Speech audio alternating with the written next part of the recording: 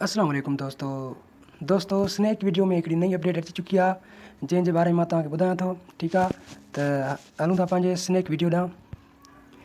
हीअ ॾिसो snack video. ठीकु आहे, हाणे हिन ते छा आहे जो मथां तव्हां ॾिसो, तव्हांखे थोरो सम्झाईंदा हलंदासीं।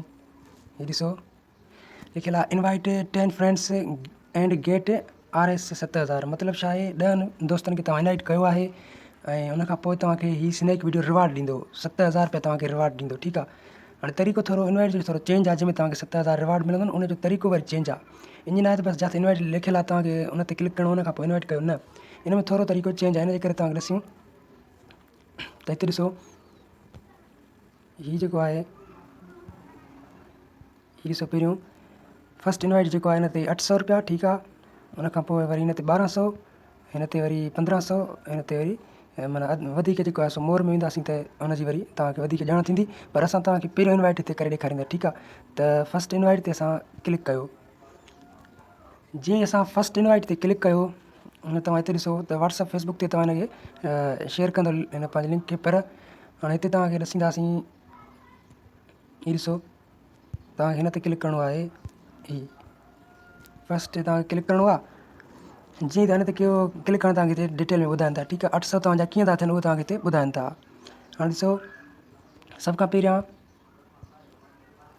हे 100 रुपया असांखे आहे। ठीकु आहे, हे कीअं थो मिले, हे थो मिले friends bind your invitation code. ठीकु आहे, त हिन में छा आहे, तव्हांखे हे माना कोड आहे न, असांजो हे कोड आहे असांजो। ठीकु आहे, मुंहिंजो ई कोड आहे। जेकॾहिं तव्हां हे कोड यूज़ कयो ऐं स्नैक वीडियो ठाहियो था, हुन में गो में अची हे कोड लॻाईंदव त तव्हांजे थ्रू मूंखे माना 100 रुपया मिलंदो।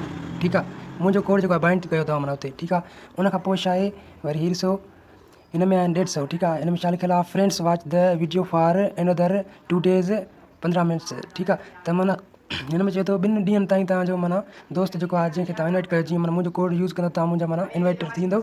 उनखां पोइ जेको आहे सो तव्हां 2 ॾींहं माना 15-15 मिंट वीडियो खे ॾिसंदव त वरी माना उनसां पोइ असांखे 150 मिलंदो। ठीकु आहे, त उनखां पोइ वरी हीअ ॾिसो हिन में आहे फ्रेंड्स कीप वॉचिंग वीडियो। ठीकु आहे, तव्हां माना वीडियो खे लगातार ॾिसंदा रहंदव त असांखे 550 रुपया मिलंदा। हाणे हिननि खे तव्हां जमो कंदव 100, 150 ऐं 550 त थींदा पूरा 800 रुपया। ठीकु आहे, अहिड़ी तरह सां हिकु दोस्त ॾांहुं तव्हां कमाईंदव। हाणे हिते त मां कमाईंदुमि जेकॾहिं तव्हां मुंहिंजो कोड यूज़ कंदव, पर तव्हां वरी पोइ ॿियो कोड ईंदो। ठीकु आहे, उहो कोड तव्हां माना अॻिते दोस्तनि खे लॻाए ॾींदव स्नैक वीडियो में, त उनखां पोइ वरी तव्हां हुन ते 800 रुपया कमाईंदव। इहो ठीकु आहे न, त इहो पहिरियों तरीक़ो हुयो। वरी हलंदासीं पंहिंजे ॿिए तरीक़े ॾांहुं। हुनजे करे बैक कयूं हुनखे, हे ॾिसो 1200 जा त लिखियलु आहे। हिन में ॾिसूं त छा आहे,